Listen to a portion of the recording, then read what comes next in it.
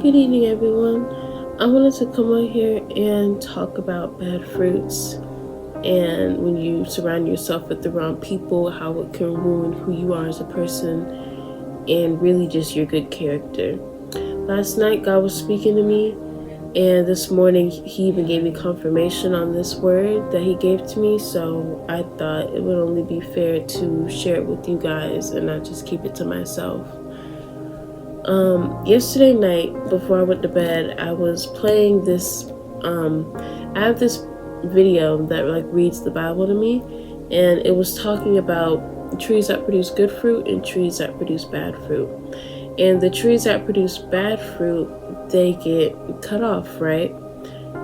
So when we see bad traits and bad characters in people who produce bad fruit, bad habits, corrupt personalities, why don't we always cut them off? Why aren't we always quick to exit them out of our lives so we can keep the peace in our mind? Now, God was really talking to me on this subject because there's been times I've struggled to cut off people who produce bad fruits, who don't have a good personality. Their mouth is full of bad conversation. I'm sorry for my eyes so much. Their mouth is full of bad conversation, and they just and everything that comes out of their mouth and what they do just isn't good. But because you like the person so much and you guys are so close, you don't want to let them go, and you believe that they're going to change. But I'm going to tell you one thing. When it comes to bad fruit, when bad fruit is rotten, there's no coming back. It doesn't change and it doesn't get better. It just gets cut off. It gets thrown away. When you have bad fruit in your house, you don't keep it there because it's going to regenerate and come back to its original state.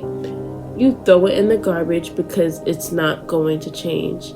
Just like how we need to do with people. We need to cut them off when we know they're not going to change. Because if you're somebody who is a normal person who tries to do right, who tries to live well, or somebody who just started their walk with God, trying to stay pure and stay on the right path, you can't get there if you got people with bad fruits pulling you back. And you can't say they're not pulling you back, because if you hang around them long enough, they will pull you back because you'll fall into their habits, which is why it's important to cut off bad fruit, because you keep it around long enough, it's going to contaminate your area, it's going to corrupt your good character, because bad company ruins good character.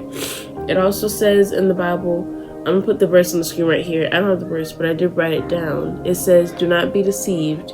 Evil company ruins good character. We cannot be deceived because of how much we're in love or how much we like this person, or man, we get along so well, we know just exactly what to talk about. Our conversations click, they're funny, they're this and that. It doesn't matter. If they are into stuff that you know that you don't need to be involved in and is making you question if you should even be talking to this person, you need to cut them off, because soon enough they're going to corrupt your atmosphere. You're going to fall into the habits with them. Why? Because you're just so connected with them. You're so attached. You just like them so much. You'll do almost anything just to make them happy because of how much you like them. The more you hang around them, the more you're going to become like them. So, cut off bad fruits, which equals bad people in your life. Because if you don't, it is soon to contaminate your space. It will change the way you act about certain things. You'll see you acting out of place about things you wouldn't act out of place about. You'll see your habits starting to change. And me personally, I can testify to this because it was actually a guy who I was talking to not too long ago. I'm sorry about my allergies. There was a guy I was talking to not too long ago, and he wasn't exactly in the right headspace. Now, I didn't know this until I think a week into talking to him, and God was showing me dreams, danger, warning signs about this guy. And I was like, oh, I don't know. I was at this so clueless about it. Why?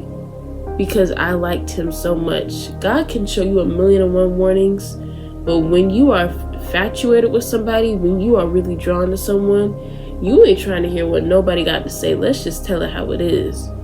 So I was ignoring it. I'm be honest, I was really ignoring the signs, which is not like me, by the way, but because I got caught up so much in this person, it was starting to change the way I think, the way I act.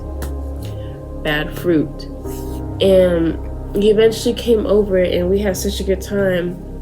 And then when he came back home, when he went back home and we continued to talk afterwards, I felt myself starting to change.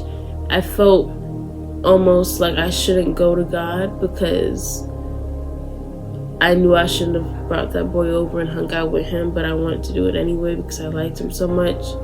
So I got too scared to confess my sins to God, and so I just decided I'm just not gonna go back. Basically, that's not what I did, but that's what I was really thinking, and I was almost getting to that point because I was hanging around somebody who I know wasn't good for me because God showed me the type of guy that he was and what would happen. But yeah, I still decided to stay next to him and be around him because I liked him so much and I didn't want to hear what nobody had to say. But corrupt company ruins good character. You hang around somebody who isn't in the right headspace, and you're somebody who's level-headed, sound mind in your decision making, you're in the right place with God, but this person comes along and you're just so into them, sooner or later they will change the way you think and the way you do things, because he was changing the way I think and how I do things. And I'll be real, I was disconnected from God, and I may have been stupid, but I wasn't stupid enough to continue it on and forget about God. Because one thing I do know, if I don't know nothing else, is that I can't do it without God. And so I came to the decision I had to push my emotions to the side, my fleshly desires to the side, and be like, okay, I need to take this person out of my life. I need to block them. I need to cut off this bad fruit because it's starting to change me. It's starting to ruin my good character. I see myself not feeling to read the Bible no more. I feel myself not wanting to pray no more. Why? Because I hung around something that God warned me that I probably shouldn't do. And even afterwards, God was still showing me signs and I was still ignoring him, I was still talking to him. Corrupt company ruins good character. I cannot stress that enough. I'm saying it so much because I'm really speaking to myself. And this is something that God is trying to teach me right now. But soon enough, I came to my senses and I was just like, I really like you, but I can't lose God. Like I need him. Like I can't do life without God. And so I was able to cut them off eventually. Pat on the back to me, yes, but